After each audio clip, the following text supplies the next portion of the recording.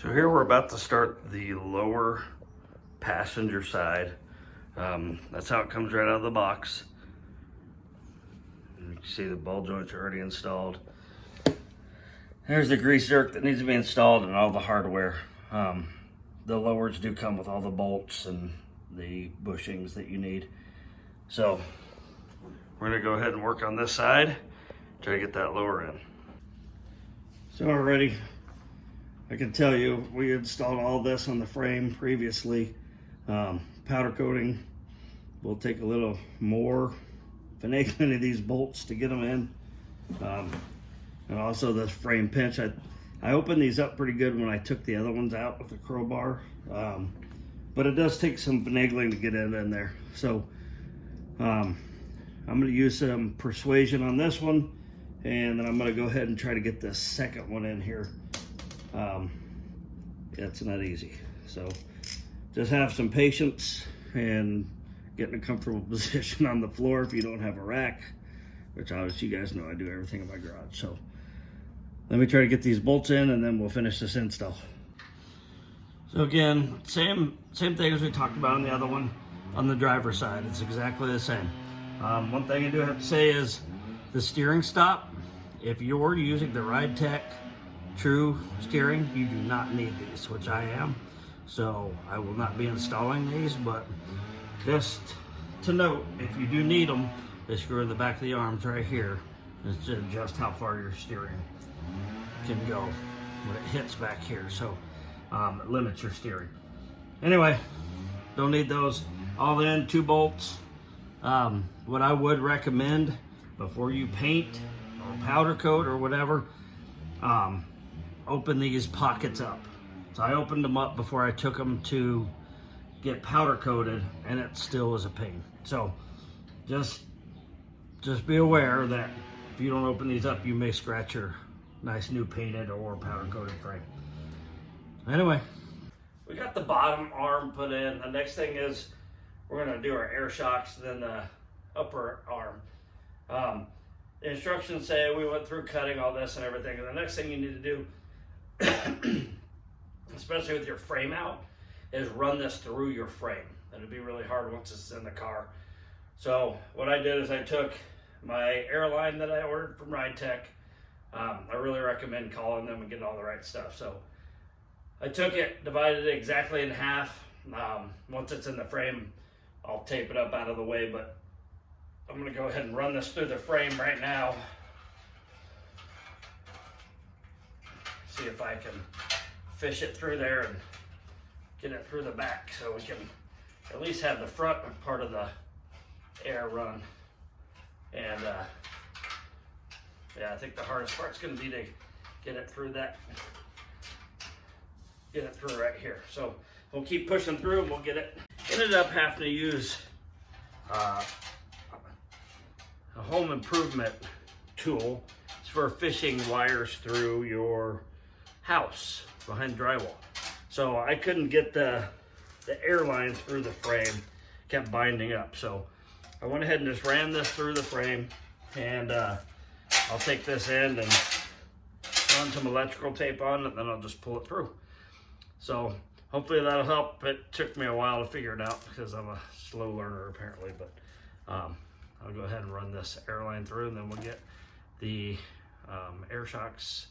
So something I found out putting these airbags on, you can see it's kind of sealed up in there now, but I have the airline connected just to push in, but I had it connected to the arm first, and it comes at too much of an angle, so it hits right here when you go to put it in. So just so you know, put the top in first and then hook it into your arms.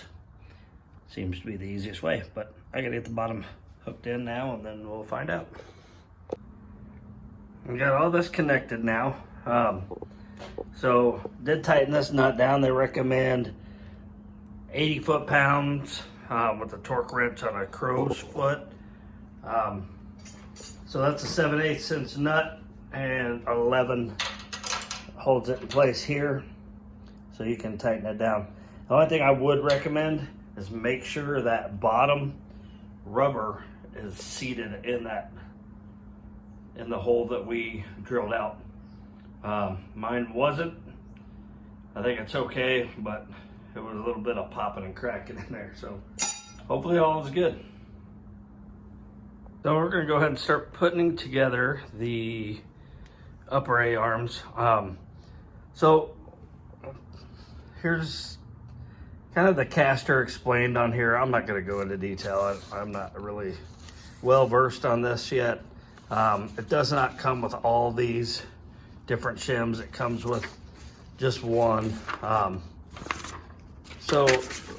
And it gives you, if you want street alignment or track and autocross, it comes with the street alignment. So when you're putting these on your car, I don't know if you can see this, it's getting pretty dark, but the Ridetech emblem with the arrow goes toward the wheel, and those are the slugs it comes with. You can order different ones and avoid the shims, and you can turn them around. So those are the ones we're going to set it with. Start installing our uppers. So they go outside here, so our bolt goes in here. We'll line it up.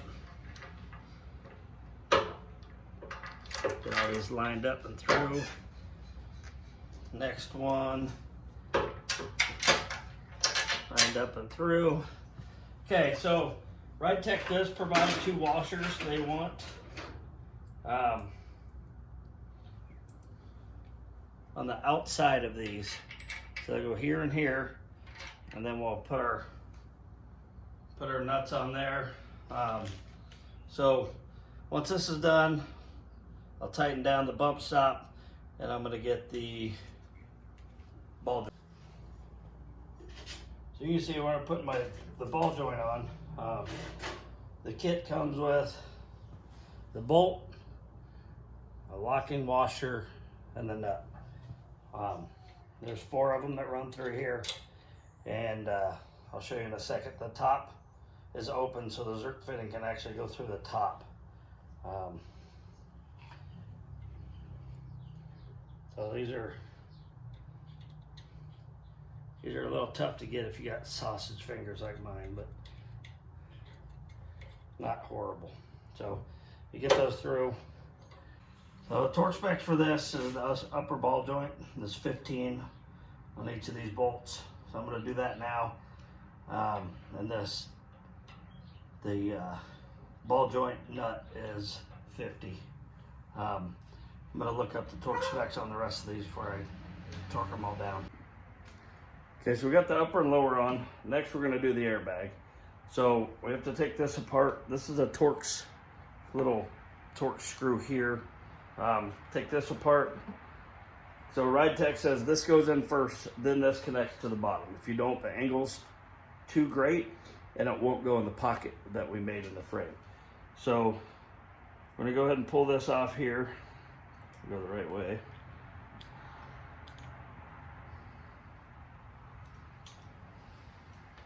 Set that to the side, take this bolt off.